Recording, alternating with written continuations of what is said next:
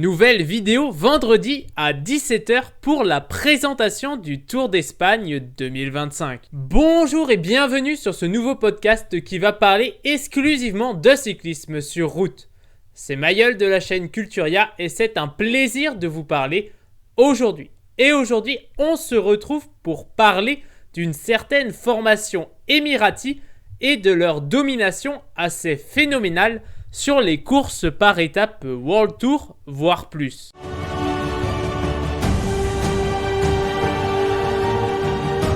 Depuis le début de l'année, il s'est couru 12 courses par étape au plus haut niveau international et sur ces 12, seulement 3 auront échappé à l'armada Emirati. Matteo Jorgensen aura réussi sur Paris-Nice, Joao Almeida ne finissant que 5e en étant pris dans une bordure lors de la 6e étape sous un temps exécrable.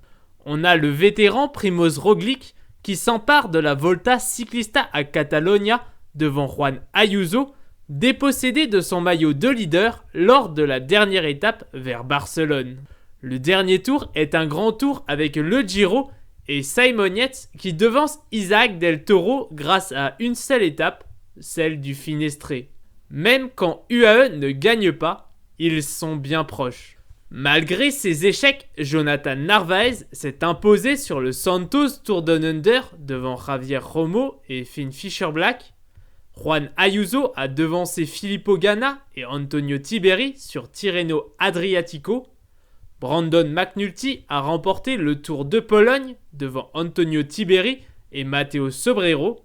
Joao Almeida a fait une belle razzia de victoires avec l'Itzulia Basque Country, le Tour de Romandie et le Tour de Suisse, tandis que Tadej Pogacar s'est contenté de l'UAE Tour, du Critérium du Dauphiné et du Tour de France.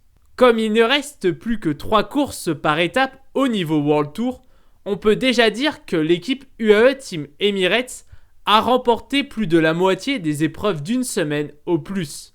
Inutile de vous dire que cela n'a pas été fait souvent. On ne doit cependant pas remonter aussi loin puisque la Visma Leasebike l'a sûrement fait en 2023 avec son triplé de Grand Tour. À tous ces succès, on peut modestement rajouter quelques victoires de classements généraux sur des courses de plus faible calibre comme le Tour d'Oman remporté par Adam Yates, la Vuelta à Andalucía Ruta Ciclista del Sol avec Pavel Sivakov, le Baloise Belgium Tour avec Filippo Baroncini ou encore la Vuelta à Burgos avec Isaac Del Toro. Sans citer toutes les victoires d'étape et autres petites classiques comme le Tour des Flandres et autres Liège-Bastogne-Liège, la formation UAE en est déjà à 72 victoires depuis le début de l'année.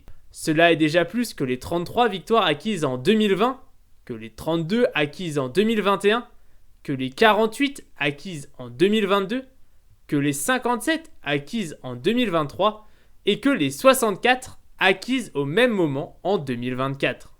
On est donc sur une belle croissance sur les 6 dernières années. On devrait titiller sans problème les 100 victoires lors d'une même saison d'ici octobre, à mon avis. Cela leur est possible grâce à un effectif pléthorique de stars comme Joao Almeida, Juan Ayuso, ou encore Isaac Del Toro, sans oublier l'un des meilleurs cyclistes de ces 100 dernières années, Tadej Pogacar.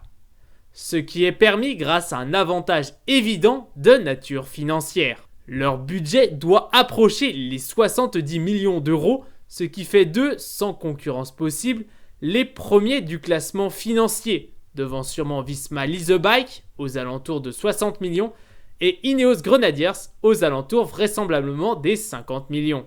Cet avantage non négligeable leur permet d'empiler les talents et de pouvoir aligner plusieurs coureurs capables de gagner chaque course au départ. Ils ont maintenant un vivier très jeune, ce qui leur permet de pouvoir les développer dans une réelle culture de la gagne.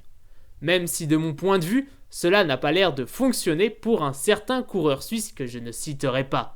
L'année prochaine, leur effectif sera encore plus jeune puisque Rafał Majka tirera sa révérence à la fin de l'année et que Vegard Stuykelangen n'a pas encore prolongé. Le plus vieux sera Adam Yates avec seulement 33 ans. Nous pourrons continuer de voir l'éclosion de jeunes coureurs de 19 ans comme Adria Pericas et Pablo Torres, ou de 21 ans comme Antonio Morgado, Jan Christen et Isaac Del Toro. La relève a l'air bonne, en espérant que les jeunes bosseront l'aspect tactique des courses pour éviter de louper des victoires faciles quand il n'y a pas Tadej Pogacar avec eux.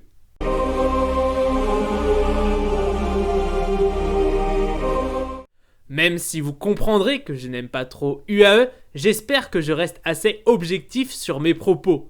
Après tout, chacun a eu ses moments de gloire. C'est la fin de ce podcast, j'espère qu'il vous aura plu. N'hésitez pas à vous abonner, à liker ou à mettre un commentaire pour exprimer votre ressenti ou votre opinion.